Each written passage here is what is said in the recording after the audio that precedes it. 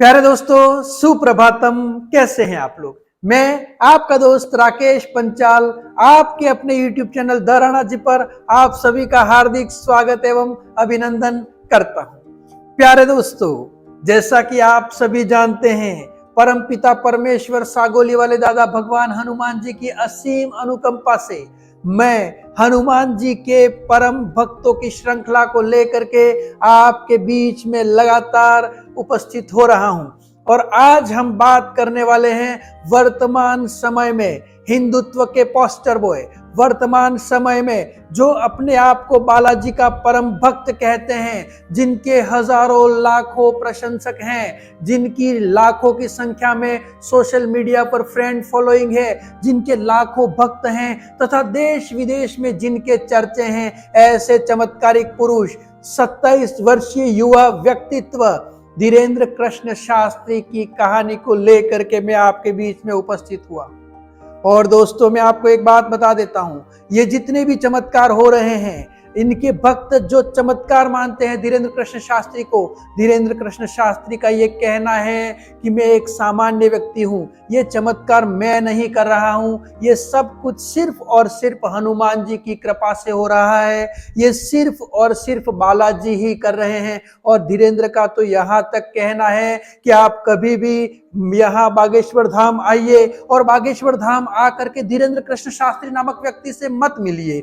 आपको धीरेन्द्र कृष्ण शास्त्री से नहीं मिलना है, आपको बालाजी से मिलना है, आपको बालाजी के दर्शन करने हैं और बालाजी के दर्शन करके आपको अपने आप को बालाजी को सौंप देना है और आपको ये कहना है कि हे बालाजी, हे परमपिता हनुमान, आज से मैं तुम्हारा हो गया, तुम मेरे हो गए और मेरा जीवन जो है वो मैं आपको समर्पित करता हूं। उसके बाद में देखो, और मैं भी, मेरे जितने भी पाठक हैं, मेरे जितने भी श्रोतागण हैं तथा द राणा जी परिवार के सदस्य जो आज के इस विशेष वीडियो को देख रहे हैं, आप सभी के जीवन में सफलता, खुशहाली की कामना करता हूं, प्रार्थना करता हूं। दोस्तों, आज का यह सेशन बहुत ही ज्यादा महत्वपूर्ण होने वाला है और आपको एक छोटा सा काम करना है और वो ये काम करना है कि आपको जो है वो बेल आइकन को दबा करके इस चैनल को सब्सक्राइब करना है, लाइक करना है और शेयर करना है। आज हम बात कर रहे हैं हनुमान जी के परम भक्त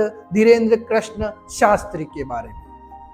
धीरेन्द्र कृष्ण शास्त्री को आप लोगों ने YouTube के माध्यम से और सोशल मीडिया के माध्यम से सुना होगा। मैं आप लोगों को बता देता हूं, मध्य प्रदेश में एक जिला है छतरपुर, और छतरपुर जिले में जो है वो उस जिले की पहचान हुआ करता था कभी, और आज भी है। वो पहचान क्या है? वो पहचान है खजुराहो।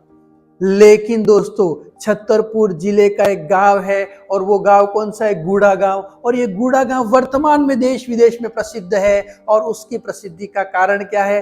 कारण है वहां पर स्थित बागेश्वर धाम और बागेश्वर धाम के शास्त्री धीरेन्द्र कृष्ण शास्त्री। मैं उनके बचपन के बारे में आप लोगों को बता देना चाहता हूं। धीरेन्द्र कृष्ण शास्त्री का जन्म 5 जुलाई 1996 को मध्य प्रदेश के इसी छतरपुर जिले के गूढ़ा गांव में हुआ। 1996 और अभी 2023, यानी 27 वर्ष की आयु है धीरेन्द्र कृष्ण शास्त्री की। धीरेन्द्र कृष्ण शास्त्री के पिताजी का नाम राम गोपाल तथा मां का नाम सरोज गर्ग है। ये गर्ग परिवार, ये ब्राह्मण परिवार में आपका जन्म हुआ तथा धीरेन्द्र कृष्ण शास्त्री के गुरु जो है वो जगत गुरु राम भद्राचार्य है ना। और राम भद्राचार्य जो हैं वो आपके गुरु हैं। राम भद्राचार्य के बारे में आप सभी लोगों ने सुन रखा होगा।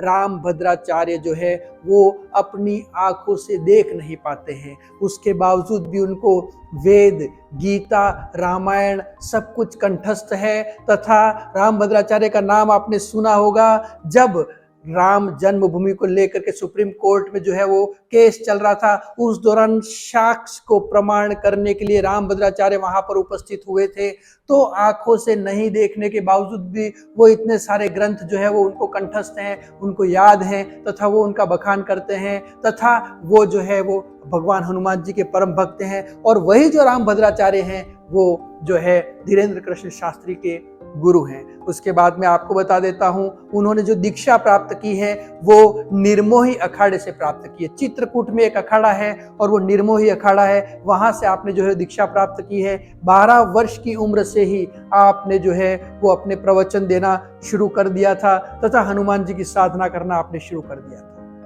अब मैं बात करता हूं आपके बचपन के जीवन के बारे में कि किस प्रकार से आपका जीवन जो है वो गुजरा।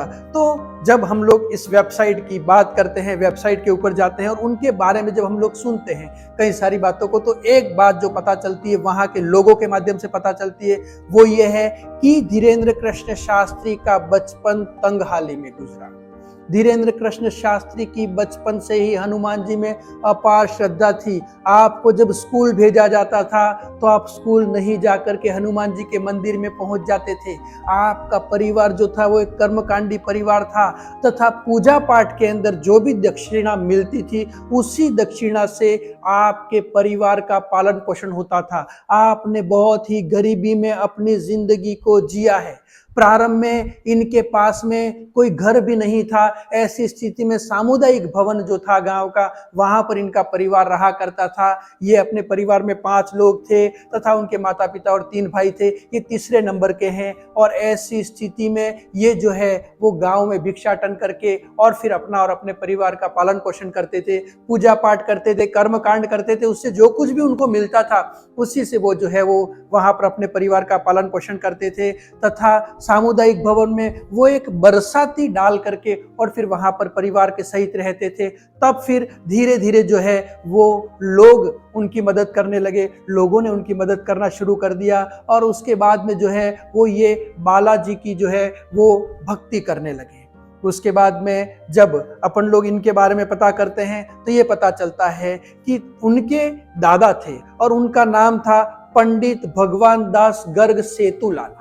तो पंडित भगवान दास गर्ग सेतुलाला जो कि धीरेन्द्र कृष्ण शास्त्री के दादा थे, उनके पास धीरेन्द्र कृष्ण ने जो है वो पंडिताई सीखी और उसके बाद में अचानक से वो 1 वर्ष के लिए कहीं गायब हो गए। 1 वर्ष के लिए उनका कोई अता पता नहीं था। वो अज्ञातवास में चले गए थे और जब 1 वर्ष के बाद में अज्ञातवास से आए तो धीरेन्द्र कृष्ण शास्त्री पूरी तरह से बदल चुके थे।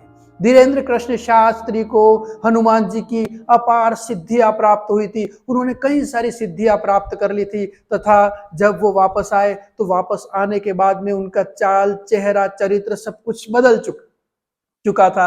वो एक ऐसे व्यक्तित्व हो गए थे जो धीरे धीरे प्रवचन किया करते थे और फिर उन्होंने जो है वो बागेश्वर धाम का मंदिर, जहाँ पहले शिव मंदिर था, उसके बाद में वहां पर उन्होंने हनुमान जी के मंदिर का जीर्णोद्धार करवाया और उसके बाद में उन्होंने प्रवचन देना शुरू कर दिया। उसके बाद में स्थितियां ये बनती है कि जो धीरेन्द्र कृष्ण कभी साइकिल की सवारी किया करते थे, कभी जिनके पास मोटरसाइकिल हुआ करती थी, जिनके पास कभी साइकिल भी नहीं थी और पैदल ही चला करते थे, वो आज वर्तमान में जेट यान की यात्रा करते हैं। आज वर्तमान में उनके लाखों करोड़ों शिष्य हैं। बड़े बड़े लोग जो हैं, नामी गिरामी लोग उनके दरबार में आते हैं तथा हाजिरी लगाते हैं। ये जो परिवर्तन हुआ है, ये परिवर्तन सिर्फ और सिर्फ 5 साल में हुआ है। सिर्फ 5 साल में ये परिवर्तन हुआ है और इस परिवर्तन को हम किसी चमत्कार से कम नहीं कह सकते हैं और ये एक प्रकार का चमत्कार है। और धीरेन्द्र कृष्ण को आगे बढ़ाने में बहुत बड़ा रोल सोशल मीडिया का रहा हुआ है, इंटरनेट का रहा हुआ है। सोशल मीडिया और इंटरनेट पर उनके लाखों की संख्या में जो है वो फॉलोवर्स हैं तथा इनके हजारों लाखों भक्त हैं और ऐसी स्थिति में ये अपने वहां पर दरबार लगाते हैं और उस दरबार के अंदर हजारों की संख्या में भक्त सामने बैठे रहते हैं और उसमें से जो है वो टोकन लेना पड़ता है। उस टोकन के माध्यम से जो किसी एक व्यक्ति को बुलाते हैं और बुला करके और फिर जो है वो पर्चे के ऊपर उसके बारे में सब कुछ पहले से लिख देते हैं और लिखने के बाद में जब उससे वो सबके सामने बोलते हैं तो वो व्यक्ति स्वीकार करता है कि जो भी बातें वो लिखते हैं वो सारी अक्षरशः सही होती है। उसका नाम उसके माता पिता का नाम, उसके खानदान के बारे में बता देते हैं, उसकी समस्याओं के बारे में बता देते हैं, उसकी वर्तमान स्थिति के बारे में बता देते हैं और भविष्य में क्या होगा वो सब कुछ हनुमान जी की कृपा से ही होगा। सब कुछ हनुमान जी ही करते हैं। इस प्रकार से जो है वो हजारों लाखों भक्तों के दुखों को हरने का काम धीरेन्द्र कृष्ण शास्त्री जो है वो करते हैं। तो वर्तमान में इन 5 से 7 सालों में धीरेन्द्र कृष्ण शास्त्री एक बहुत ही बड़ा नाम हो गए हैं तथा उनका एक बहुत ही बड़ा, अगर अपन लोग देखें तो धीरेन्द्र कृष्ण शास्त्री के बहुत ही बड़े बड़े लोग जो है, बड़े बड़े नेता जो है उनके संपर्क में हैं तथा वो उनके यहाँ पर आते हैं और उनको अपना गुरु मानते हैं। मैं आपको बता दूं, मध्य प्रदेश में कैलाश विजयवर्गीय का नाम आपने सुना होगा, बीजेपी के कद्दावर नेता हैं। उसके बाद में मध्य प्रदेश के गृह मंत्री नरोत्तम लाल मिश्रा हैं। उसके बाद में महाराष्ट्र के पूर्व मुख्यमंत्री तथा वर्तमान में उप मुख्यमंत्री देवेंद्र फडणवीस तथा उसके बाद में केंद्रीय मंत्री नितिन गडकरी जो है वो कई बार इनके दरबार में आए हैं तथा वो इनके संपर्क में रहते हैं। इस प्रकार से हजारों लाखों भक्तों के साथ में कई बड़े बड़े लोग, कई विदेशी सेलिब्रिटी, कई विदेशी लोग भी जो हैं वो बाबा के दरबार में आते हैं। अब इन सारी चीजों के बीच में ये जितनी भी चीजें होती हैं, इसको बाबा के जो भक्त हैं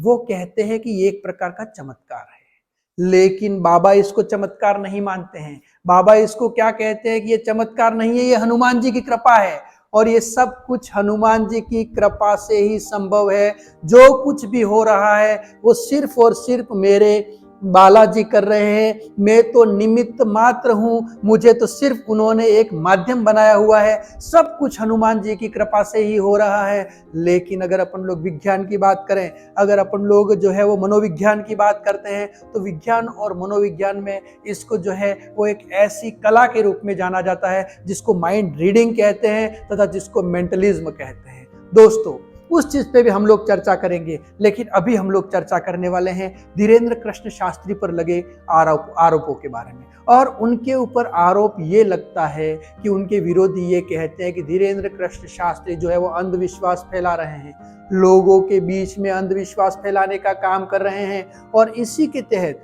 महाराष्ट्र में जो है वो एक अंधश्रद्धा निर्मूलन समिति है और उस अंधश्रद्धा निर्मूलन समिति के जो प्रमुख अध्यक्ष हैं वो है श्याम मानव। श्याम मानव ने धीरेन्द्र कृष्ण को ये चुनौती दी थी कि आपको मैं चुनौती देता हूं कि आप आइए तथा यहाँ पे आ करके और फिर आप अपने चमत्कार दिखाइए। मैं आपके सारे चमत्कार, जिसे आप चमत्कार कहते हैं, उनको अंधविश्वास है और उस अंधविश्वास की पोल खोल के रख दूंगा। उसके बाद में धीरेन्द्र कृष्ण के जो भी उन्होंने इवेंट्स थे, या यूं कह सकते हैं आप लोग कि जहां जहां पर भी उनकी कथा थी उसको उन्होंने कार्यक्रमों को रद्द कर दिया। और फिर उसके बाद में देश विदेश में उनके बहुत अधिक मात्रा में चर्चा होने लगी और फिर रातों रात यूं कह सकते हैं धीरेन्द्र शास्त्री बहुत अधिक प्रसिद्ध हो गए।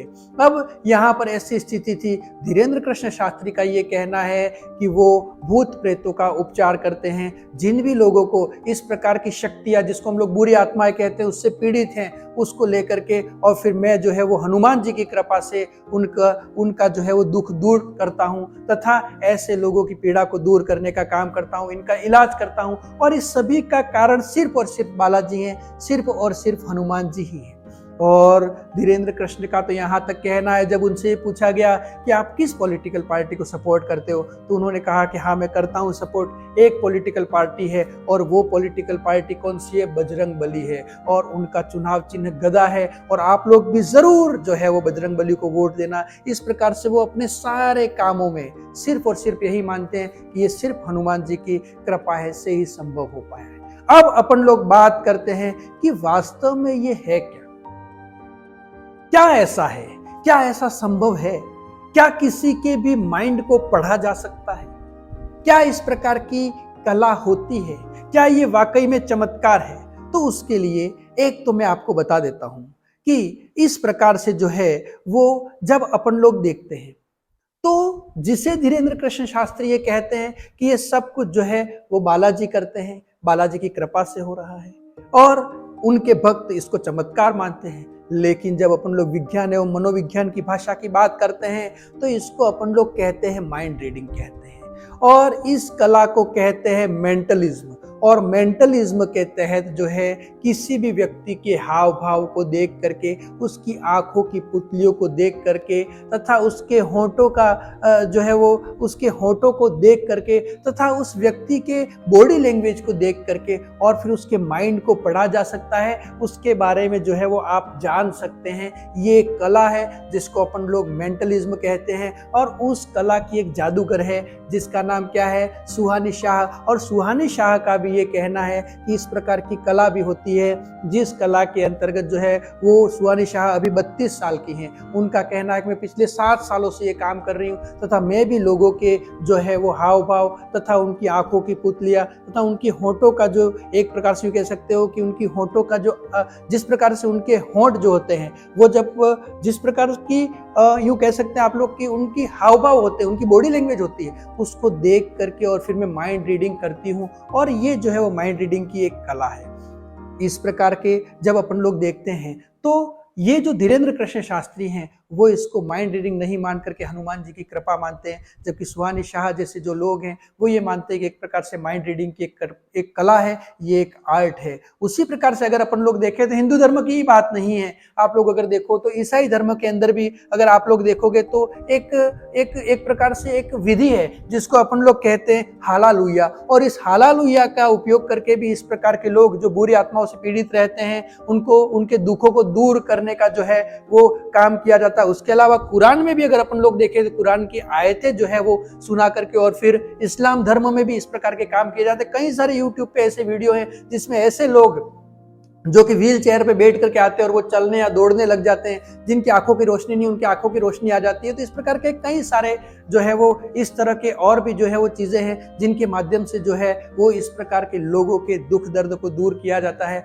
और उसी प्रकार की एक कला ये मेंटलिज्म भी है जिसके अंदर माइंड रीडिंग किया जाता है। और उस माइंड रीडिंग के माध्यम से जो है वो व्यक्ति के बारे में पूरी जानकारी जो है प्राप्त की जा सकती है। लेकिन यहाँ थोड़ा सा एक बात अलग है, और वो अलग क्या है, धीरेन्द्र कृष्ण के दरबार में जाने के लिए आपको टोकन लेना पड़ता है। तो वहां हजारों लोग आते हैं और हजारों लोग जो है टोकन लेते हैं। उसमें से किस व्यक्ति को वो बुलाएंगे वो कुछ भी पता नहीं है। कोई एक व्यक्ति को वो बुला लेते हैं और बुलाने से पहले वो जो है वो पर्चे पर लिख देते हैं और लिख करके और फिर जब वो व्यक्ति आता है तो सबके सामने उसको जो है वो बताते हैं और वो जो लिखा हुआ है वो भी बताते हैं और वो अक्षरशः सही होता है। तो यहाँ पर थोड़ा सा उसकी बॉडी लैंग्वेज या माइंड रीडिंग या फिर जो यूँ कह सकते हो कि उसकी जो है आंखों की पुतलियां या उसका जिस प्रकार के हाव भाव होते हैं, क्योंकि वो व्यक्ति जब आता है तो उसके बारे में जो है वो किसी को पता नहीं रहता है, तो उसके बावजूद भी वो उसके बारे में बता देते हैं। तो इसमें थोड़ा सा कहीं ना कहीं पे एक कदम यूं कह सकते हैं कि इस मेंटलिज्म की कला में वो आगे हैं, जिसमें वो जो है वो एक चमत्कार के माध्यम से इसको बताते हैं।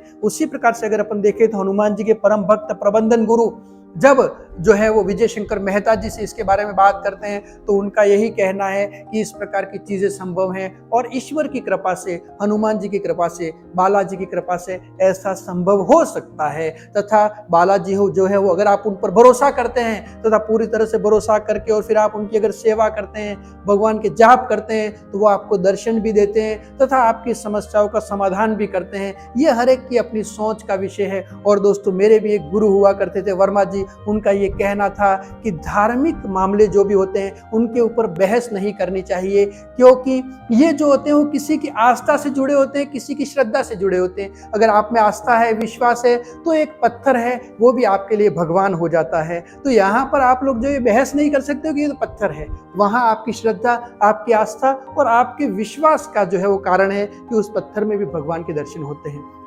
अब दोस्तों अगली बात अपन लोग करते हैं, वापस आते हैं अपन धीरेन्द्र कृष्ण शास्त्री के ऊपर। तो आप लोगों को पता है धीरेन्द्र कृष्ण शास्त्री जो हैं वो जब इस प्रकार के काम करते हैं तो उसके साथ साथ वो और भी कुछ काम कर रहे हैं। और काम क्या कर रहे हैं, जैसे मैं आपको बता दूंगा, कैंसर का हॉस्पिटल खोल रहे हैं। उसके अलावा वो और क्या काम कर रहे हैं, तो वो जो है वो प्रति वर्ष सैकड़ों की संख्याओं में गरीब कन्याओं का विवाह करवाते हैं। उसके बाद में वो कई सारे सामाजिक कार्यों से जुड़े रहते हैं। उसके बाद में आपका ये भी कहना है कि मेरे यहाँ पर आने वाले जो भी भक्त हैं उन भक्तों की दुख दर्द को दूर करने का माध्यम मुझे हनुमान जी ने बताया है, उनकी पीड़ा को मैं दूर करता हूँ तथा मैं हिंदू धर्म को बढ़ावा देने का काम करता हूँ। और इसीलिए पिछले दिनों उन्होंने कुछ ऐसे स्टेटमेंट भी दिए थे जो कि बहुत ही अधिक चर्चा में रहे थे। वो हिंदू राष्ट्र की कल्पना करते हैं और उनका ये कहना है कि तुम हमारा साथ दो, हम हिंदू राष्ट्र बनाएंगे, इस प्रकार की बात वो कहते हैं। उसके अलावा उनकी ये कहना है कि जो राम का नहीं है वो किसी काम का नहीं है और हिंदुस्तान में रहने वाला हर हिंदुस्तानी जो है वो राम का वंशज है और वो राम का ही है। तो इस प्रकार की बातें वो कहते हैं। उनका मुख्य मुद्दा घर वापसी रहा है। ऐसे लोग जो कि हिंदू धर्म से किसी दूसरे धर्म में कन्वर्ट हो गए थे, उनको पुनः हिंदू धर्म में लाने का काम भी बाबा करते हैं और इसको वो घर वापसी कहते हैं। इस प्रकार की चीजें बताते हैं। वैसे बाबा के कई सारे ईसाई तथा इस्लाम धर्म के भी जो है वो लोग हैं